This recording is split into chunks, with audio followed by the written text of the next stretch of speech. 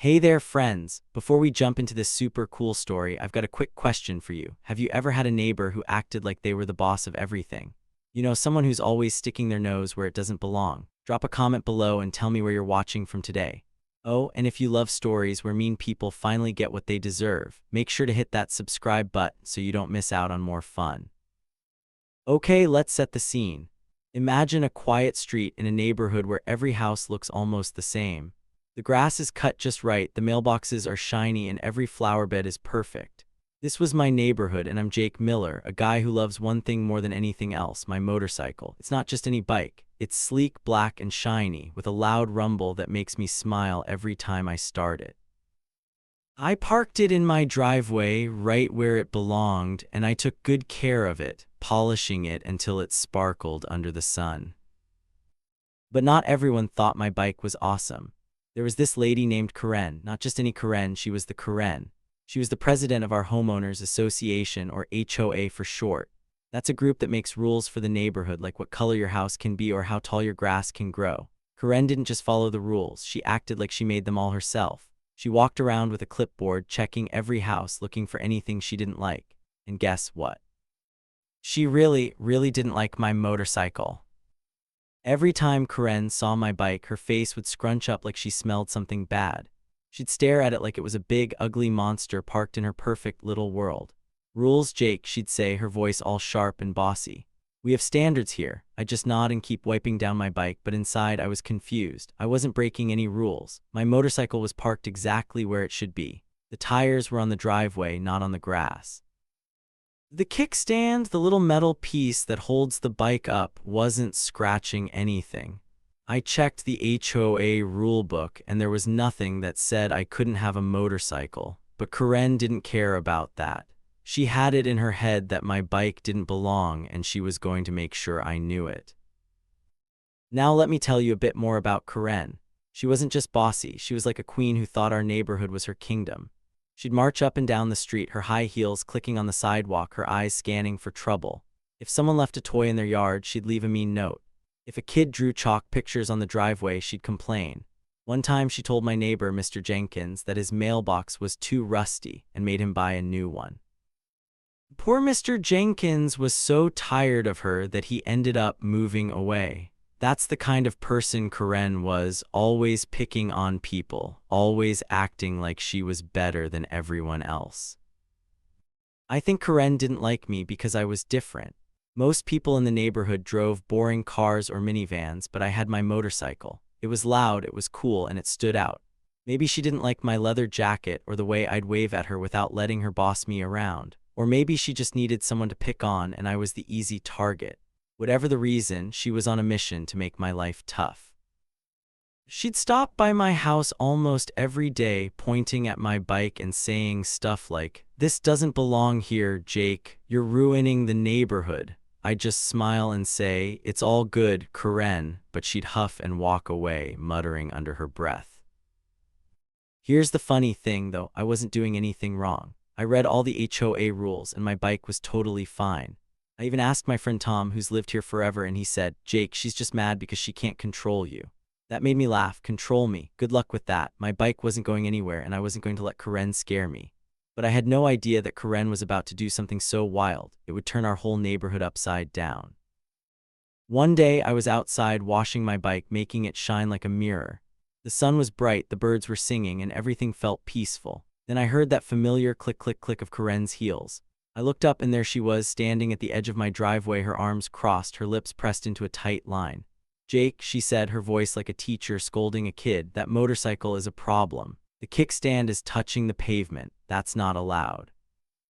I looked down at the kickstand. It was just sitting there, holding my bike up, not hurting anything.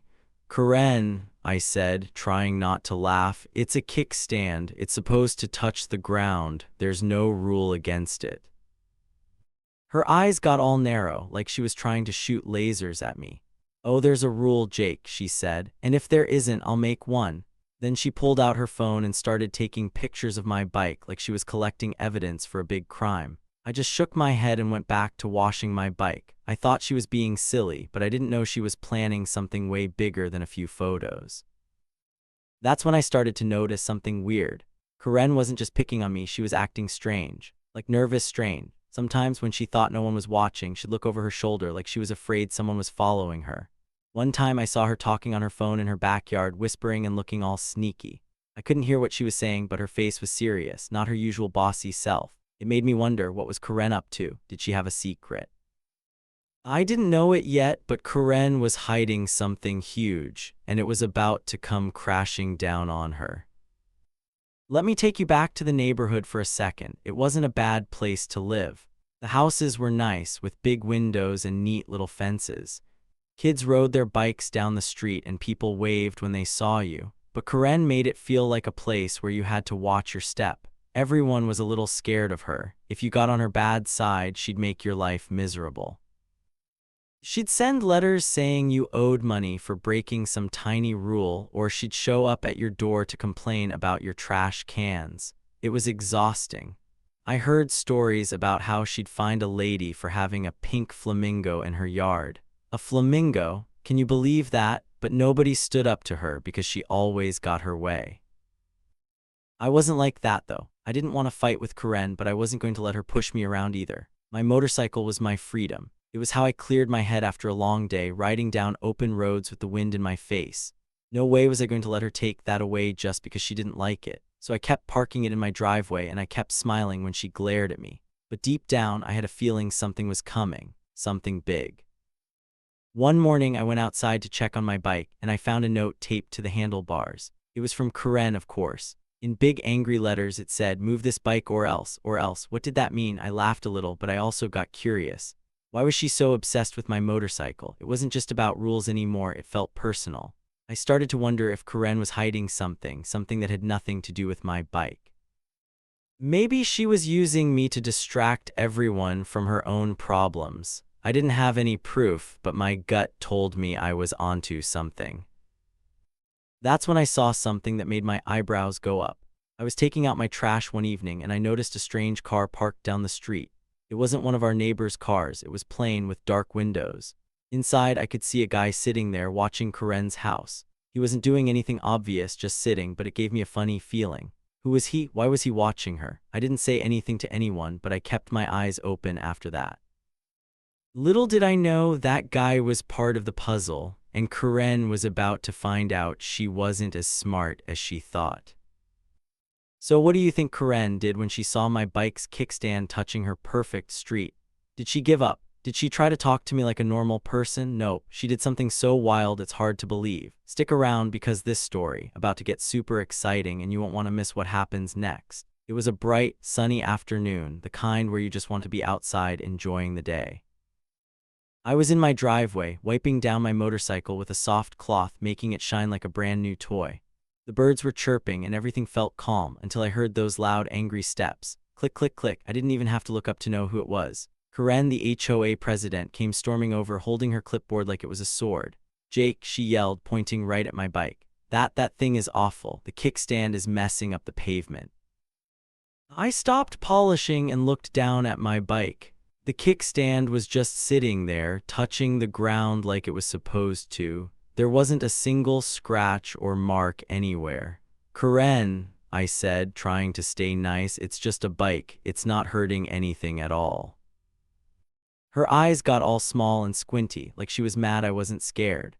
"Oh, you'll see, Jake," she said, her voice sharp like a teacher giving you detention. "I make sure everyone follows the rules around here. You're going to wish you listened to me." She scribbled something on her clipboard, her pen moving fast like she was writing a secret plan. Then she turned and marched away, her high heels making that click, click, click sound, like a clock ticking down to something bad. I shook my head and went back to cleaning my bike. Karen was always like this, acting like she owned the whole neighborhood. She loved bossing people around, telling them what they could and couldn't do. If someone's grass was a tiny bit too long, she'd leave a note saying they owed money. If a kid left a basketball in the driveway, she'd call it clutter and complain. Once she even made my neighbor, Mrs. Lopez, take down her pretty garden lights because they weren't approved.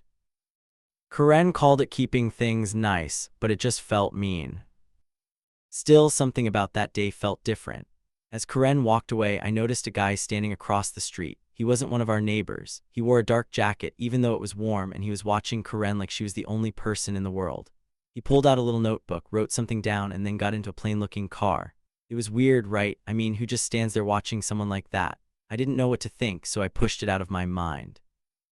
But that moment stuck with me like a puzzle piece I didn't understand yet. The next few days, things got worse. Karen didn't give up. Every morning, I'd find a new note taped to my bike. They were written in her big, angry handwriting, saying stuff like, "Get rid of this ugly bike," or "Move this eyesore or else." Or else, what did that even mean? I checked the HOA rules again just to be sure, and there was nothing about motorcycles being bad. My bike was parked right, not blocking anything, not breaking any rules. But Karen didn't care about rules, she cared about winning. One day, I caught her sneaking around my driveway, taking pictures of my bike with her phone. She had this smug little smile like she just found gold. "What are you doing, Karen?" I asked, leaning against my porch. She jumped a little like she didn't expect me to see her. "I'm doing my job," she snapped, holding her phone tight. "This bike is a problem and I'm going to prove it." Then she hurried off, her heels clicking faster than usual. It was like she was scared I'd figure something out. I started hearing whispers from other neighbors, too. They'd talk quietly when Karen wasn't around, sharing stories about how mean she'd been. Old Mr. Jenkins, who used to live next door, had to sell his house because Karen kept fining him for tiny things like having a cracked stepping stone. He couldn't afford to keep paying her, so he left. Then there was Mrs. Carter, a nice mom who lived down the street. Karen fined her because her kids left toy trucks in the yard one time.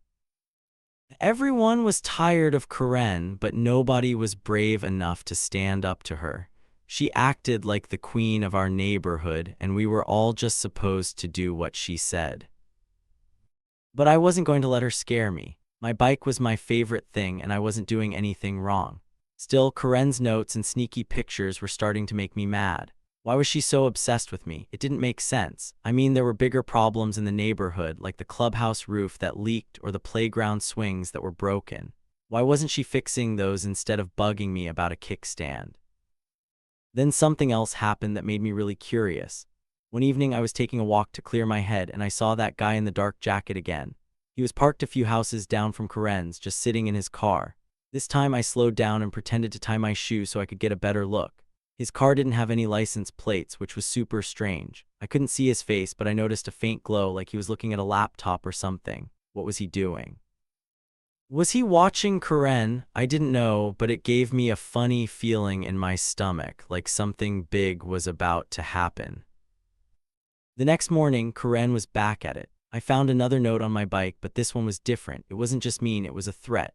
In big red letters, it said, "Last chance, Jake, move this bike or you'll be sorry." I stared at the note, my heart beating a little faster. Sorry, what was she planning? I looked around, half expecting her to pop out from behind a bush, but she was nowhere in sight. I ripped the note off and stuffed it in my pocket. I wasn't scared, okay, maybe a tiny bit, but I was definitely annoyed. Karen was taking this way too far. I started thinking about all the weird stuff I'd seen. The guy in the jacket, Karen's sneaky pictures, her nervous looks when she thought no one was watching. It was like she was hiding something bigger than just hatting my bike. I didn't have any proof, but I couldn't shake the feeling that Karen was in trouble she didn't even know about yet. Nobody else seemed to notice. The neighbors kept their heads down, hoping Karen wouldn't pick on them next, but I was different. I wasn't going to let her bully me into moving my bike. I loved riding it, feeling the wind rush past me, hearing the engine roar. It was my way of feeling free, and no clipboard-carrying, heel-clicking HOA queen was going to take that away. Still, I had to be smart. Karen was up to something, and I needed to keep my eyes open. Little did she know, every mean note she left, every sneaky photo she took was like a step closer to her own big mess. She thought she was in charge, but something was coming, something that would turn her perfect little kingdom upside down. Things were getting wild in my neighborhood, and Karen was making it worse every day. Her mean notes on my motorcycle didn't stop, they got scarier. One morning I walked outside to check on my bike, and there it was, a big, angry letter taped right to the handlebars. In red marker it said, "Final warning, Jake, move this bike or I'll have it towed." Towed? My stomach flipped. Could she really take my bike away? I loved that bike. It was my favorite thing, all shiny and cool, with a loud rumble that made me feel free. No way was I letting Karen mess with it. I grabbed the HOA rulebook from my kitchen and flipped through it just to be sure. I read every page looking for anything about motorcycles. Guess what? There was nothing. Not one word said I couldn't park my bike in my driveway. Karen was making it up. This wasn't about rules anymore. It felt like she just wanted to pick on me. I crumpled the note and stuffed it in my pocket, but I couldn't stop thinking about it. Why was she so mad about my bike? It didn't make sense. After that, I started watching Karen more closely.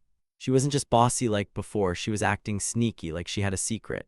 One evening, just as the sun was going down, I saw her creeping around my driveway. She had a tape measure in her hand, stretching it out to measure the spot where my bike was parked. She looked like a detective in a movie, checking for clues. I couldn't believe it. I stepped onto my porch and called out, "Hey, Karen, what's your deal?"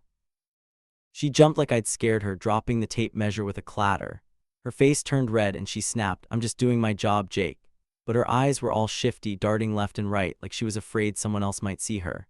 "You need to follow the rules," she added, grabbing her tape measure and hurrying away. Her heels went click, click, click on the pavement, faster than usual. I stood there, scratching my head. If she was just doing her job, why did she look so nervous? It was like she'd been caught doing something she shouldn't. That wasn't the only weird thing. Remember that guy in the dark jacket I told you about? The one who was watching Karen before? I saw him again. This time he was parked a little farther down the street, sitting in his plain car staring at Karen's house. I got super curious. Who was this guy? He didn't look like a neighbor and he wasn't acting like someone just visiting. I decided to find out more. I grabbed my mail from the mailbox, walking slowly past his car so I could sneak a peek. The car didn't have any license plates, which was really strange. Inside, I saw a faint glow like he was looking at a laptop. I squinted and caught a glimpse of what looked like charts or numbers on the screen, maybe spreadsheets. Was he a cop or one of those private investigators you see on TV? I wasn't sure, but one thing was clear. He was watching Karen and she didn't even notice. She was too busy bugging me about my bike. I started to wonder what Karen was really up to. She wasn't just being mean, she was acting like someone with something to hide. One night, I was taking out my trash when I heard her voice. She was standing on her front porch, talking on her phone, and she sounded mad. "I don't care," she hissed, her voice low like she didn't want anyone to hear. "They won't find out, just keep your mouth shut." I froze behind my trash can, listening hard. Find out what? Who was she talking to? My heart beat faster. Karen was definitely hiding something, and it wasn't just her bad mood. I tiptoed back to my house, my mind racing. What kind of secret could make her sound so scared? The next day, Karen's attacks got even worse. I found another note on my bike, this one saying, "You're breaking the law, Jake. Move this junk now." Junk? My bike wasn't junk, it was awesome. I laughed a little, but deep down I was getting annoyed. I wasn't breaking any laws and she knew it. I started asking my neighbors if they'd seen anything weird about Karen. Most of them just shrugged, too afraid to talk. But my friend Tom, who lived across the street, leaned in close and whispered, "Jake, she's been acting funny lately. I saw her stuffing envelopes in her garage late at night like she didn't want anyone to see." Envelopes? That was odd. What was she mailing? Bills or something else? I kept my eyes open after that. One afternoon, I saw Karen talking to a man at the neighborhood clubhouse. He looked nervous, handing her a thick folder. She snatched it and looked around like she was checking for spies. I was too far away to hear them, but I could tell she was in a hurry to hide that folder under her clipboard. What was in it? Papers, money. My brain was buzzing with questions. Karen wasn't just picking on me. She was up to something big, and I was starting to think it wasn't good. Another time, I caught her yelling at Mrs. Carter, the nice mom down the street. Mrs. Carter's kids had left a soccer ball in their yard, and Karen was waving her clipboard saying, "This is unacceptable, you'll get a fine." Mrs. Carter looked so sad, apologizing over and over. I felt bad for her. Why was Karen so mean? It was like she wanted everyone to be afraid of her. But the more I watched, the more I noticed little things. Like how Karen's hands shook sometimes when she thought no one was looking. Or how she'd check her phone every few minutes like she was waiting for bad news. That guy in the dark jacket kept showing up too. One day I saw him talking to someone else, a woman in a suit standing by a different car. They were pointing at Karen's house and writing stuff down. I couldn't hear them, but I got a funny feeling in my stomach. Were they planning something? Was Karen in trouble? I didn't know yet, but I was starting to think my bike wasn't her real problem. Maybe she was using me to keep everyone distracted from whatever she was really doing. Every note, every sneaky move, every angry word from Karen was like a step closer to something huge. She thought she was so smart, scaring me with her threats, but I wasn't scared, not really. I was curious. I wanted to know what she was hiding, and I had a feeling that whatever it was going to come out soon. Karen didn't know it, but she was walking right into a trap, one she made all by herself. It was a regular Saturday morning, the kind where the sun is shining and you just want to hang out outside. I was in my driveway messing around with my motorcycle, tightening a few bolts and making sure it was ready for a ride. My bike looked awesome, all shiny and black, and I was humming a little tune, feeling good. Then out of nowhere, I heard those loud, stomping footsteps. Click, click, click. Oh no, I thought, it's Karen again. Sure enough, there she was, charging across the street like an angry bull. Her face was red, her eyes were blazing, and she was holding her phone like it was a weapon. "That's it, Jake," she yelled, so loud I bet the whole neighborhood heard her. "I've had enough. I'm calling 911 right now. Your motorcycle's kickstand is ruining everything. It's vandalism. It's damaging our street." I couldn't help it. I laughed out loud. "Vandalism for a kickstand?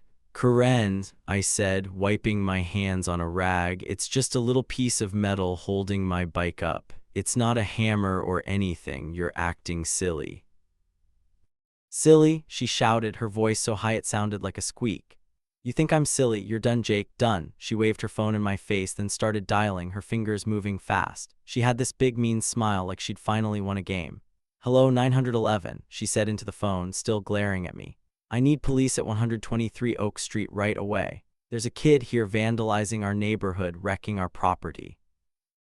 I shook my head, leaning against my bike. Karen was being so over the top, I almost felt bad for her. Almost. I figured I'd just wait for the police to show up and explain that my bike wasn't hurting anything. The kickstand was barely touching the ground, no scratches, no damage, nothing. I wasn't worried. But then something totally crazy happened. Before Karen could even hang up her phone, I heard sirens, loud ones, really close. Woo woo woo, my eyes got wide. That was fast, way too fast. I looked down the street and sure enough, 2 police cars came zooming around the corner, their lights flashing red and blue. Karen's smile started to fade. She lowered her phone, looking confused. "That was quick," she mumbled, her voice all shaky now. The police cars screeched to a stop right in front of my house and 4 officers jumped out. I thought they'd walk over to me, maybe ask about the bike, but they didn't even look my way. They marched straight toward Karen, their faces serious. One of them, a tall guy with a deep voice, said, "Karen Thompson." Karen froze like she'd turned into a statue. Her phone slipped out of her hand and hit the ground with a clunk. "Why, yes," she stammered, her eyes big and scared. "What's this about?"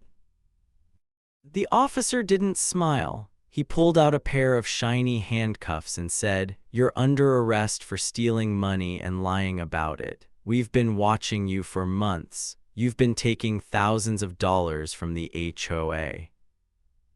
I stood there, my mouth hanging open so wide I probably looked like a fish. Stealing money, Karen? The color drained out of her face like someone had erased all the pink from her cheeks. "What?" she gasped. "No, you're wrong. You've got the wrong person." Her voice was all wobbly like she was about to cry. But the second officer, a woman with a clipboard of her own, held up a piece of paper. "We're not wrong," she said firmly. "This is a warrant. We have proof, bank papers, fake bills, secret accounts you hid. You've been caught, Karen. It's all over." Karen's knees wobbled, and she grabbed the edge of my mailbox to keep from falling. "No," she kept saying, shaking her head. "This isn't happening. You can't do this." But the tall officer took her arm gently and put the handcuffs on her wrists. They clicked shut, loud in the quiet street. I couldn't believe what I was seeing. Karen, the lady who acted like she ruled the world, was getting arrested right in front of me. Neighbors started peeking out their windows, their curtains twitching. Some even stepped onto their porches, whispering to each other. I looked around and saw that strange guy in the dark jacket, the one I'd seen watching Karen before. He was standing by a third car, one that didn't have police lights. He wasn't a cop, but he walked over and handed the officers a big folder stuffed with papers. "That's the auditor," my neighbor Tom whispered, leaning over my fence. "He's been checking Karen's money stuff for weeks." "An auditor? That's someone who looks at money to make sure it's being used right. So that's why that guy was always around, watching Karen's house. He was figuring out what she was doing with the HOA's cash." I felt like I was in a movie with all these secrets coming out at once. Karen's eyes darted around looking for a way out. Then she turned to me, her face all twisted up with anger. "You," she hissed, pointing a shaky finger even though her hands were cuffed. "This is all your fault, Jake, you and that stupid bike." I raised my hands, stepping back. "Whoa, Karen," I said, trying not to laugh again. "I didn't do anything, I just parked my bike here. Sounds like you got yourself in trouble." I mean, come on, my bike didn't make her steal money. She was just mad because her plan to scare me didn't work. The officers started leading Karen toward their car, but she kept yelling, "This is a mistake. I'm the HOA president. You can't treat me like this." Her voice got louder and louder, but the cops didn't listen. They opened the back door of the police car, and Karen had to duck her head to get in. She looked so small all of a sudden, not like the bossy queen who'd been bugging everyone for years. I stood by my bike, still trying to wrap my head around it. Karen had been stealing for months. All those times she was yelling about my kickstand or fining people for silly things, she was hiding a huge secret. The auditor guy nodded at the officers, then got back in his car. Neighbors were whispering like crazy now, their voices buzzing like bees. "I knew she was up to something," Mrs. Carter said, shaking her head. "She was always so mean." I looked at my motorcycle, its kickstand still sitting there, not hurting a thing. I couldn't help but smile a little. Karen thought she could scare me, but now she was the one in big trouble. It was like the whole neighborhood took a deep breath, knowing she couldn't boss us around anymore. The police had Karen in handcuffs, and boy, was she mad. Her face was red and she kept yelling, but the truth was coming out and it was a big deal.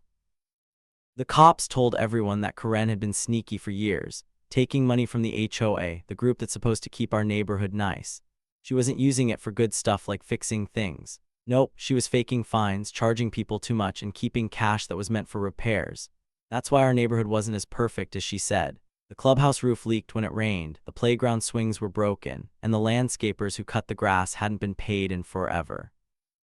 All that time, Karen was using the money to buy fancy cars and go on big vacations. Can you believe it? The officers walked her to their police car, and Karen didn't go quietly. "You can't do this," she shouted, her voice bouncing off the houses. "I'm the HOA president, I make the rules." But nobody cared what she said anymore. The cops opened the car door and she had to sit in the back, still yelling as they closed it. The neighbors stood on their lawns, watching it all. Some of them clapped when the police cars started to drive away, their lights flashing red and blue. Even old Mr. Jenkins, who used to live next door but moved because Karen was so mean, came back to see what was happening. He had a big grin, like he was happy to know Karen couldn't boss anyone around anymore. I leaned against my motorcycle, looking at the little kickstand that Karen hated so much. It was still there, just holding my bike up, not hurting anything. I laughed a little. All this time she'd been so mad about my bike, saying it was ruining the street, but she was the one ruining everything. Her mean notes, her angry glares, they were all gone now. It felt like a heavy weight had lifted off our neighborhood, like we could all breathe easier. A few days later, the HOA had a big meeting. Everyone showed up at the clubhouse, even though the roof was still leaky. We talked about what happened with Karen, and it was wild to hear the details. She'd been taking money for so long, nobody even knew how much was gone. The neighbors decided we needed a new president, someone who wouldn't be mean or sneaky. They picked Mr. Larson, a quiet guy who lived down the street. He was nice and always listened when people talked. He didn't carry a clipboard or act like he was better than everyone else. Everyone cheered when he said he'd make sure the HOA was fair from now on. The best part, they changed the rules. No more silly fines for things like toys in the yard or a mailbox that wasn't perfect. They made it clear that nobody could bully anyone like Karen did. People started smiling more, like they weren't afraid anymore. Mrs. Carter, the mom who got in trouble for her kid's soccer ball, brought cookies to the meeting and thanked everyone for being kind. It felt like our neighborhood was becoming a happy place again. As for my motorcycle, it stayed right where it was, parked in my driveway. No more notes, no more threats, no more Karen stomping over to yell at me. I could polish it, ride it, or just look at it without worrying about her clipboard. One day, I took it for a spin around the block, and my neighbors waved as I went by. Even Mr. Jenkins, who was visiting again, gave me a thumbs up. It was awesome. Karen's big plan to scare me didn't work. Instead, she got herself in huge trouble. The neighborhood was better without her bossing us around, and I think everyone learned something. Being mean doesn't make you strong, being fair and kind does. My bike was still there, shining in the sun, and I knew I'd keep riding it no matter what. Wow, what a crazy story, right? Karen thought she was the boss of everything, like a queen sitting on a big throne telling everyone what to do. She acted so important, always pointing her finger and writing mean notes, trying to make people feel small. But you know what? People who act like that are sometimes hiding something. And Karen was hiding a huge secret. She was taking money that didn't belong to her. She thought nobody would find out, but her sneaky ways caught up with her. It's kind of like when you try to hide a broken cookie in the jar. Someone's going to notice the crumbs eventually. I learned something important from all this. People like Karen who try to push others around aren't as strong as they seem. They might yell or act tough, but deep down they're scared of getting caught. Karen was so busy trying to control me and my motorcycle that she didn't see her own trouble coming. Her greed, the way she wanted more and more, made her fall hard. It's like she built a tower of blocks, but it was wobbly, and one little push made it crash down. So here's a tip for you. If someone tries to boss you around or make you feel bad, don't let them win. Just keep being yourself. If you're doing something you love, like riding a bike or drawing pictures, don't stop because someone says it's wrong. Smile, stay kind, and keep going. I kept my motorcycle in my driveway even when Karen left those scary notes because I knew I wasn't hurting anyone. And guess what? The truth came out and I didn't have to do a thing. The truth is like a bright light. It always finds a way to shine, no matter how dark someone tries to make it. This whole thing made me think about what really matters. It's not about being the loudest or the meanest. It's about being fair and honest, like my neighbors who came together to fix things after Karen left. They picked a new HOA president who listens, and they made rules that help everyone feel happy, not afraid. That's the kind of place I want to live in. A place where people cheer for each other, like when they waved at me riding my bike. It's way better than being scared of someone like Karen. I hope this story makes you feel strong too. Maybe you've got a Karen in your life, someone who's always picking on you or telling you what you can't do. Don't let them stop you. Keep doing what makes you smile, whether it's playing soccer, building stuff, or just being you. If you stay true to yourself, things have a way of working out. And who knows, maybe that bossy person will learn a lesson, just like Karen did when the police showed up. So what did you think of this story? Was it fun to hear about Karen getting in trouble? Have you ever had someone act mean like that to you? Drop a comment below, I'd love to know. Oh, and if you like stories where the good guys win and the truth comes out, hit that subscribe button so you can hear more. There's always another adventure waiting, and I can't wait to share it with you. Until next time, keep being awesome. Don't let anyone tell you to hide your shine. Ride your bike, sing your song, or do whatever makes your heart happy. The world's a better place when you're you. See you soon, friends. Keep smiling and stay free.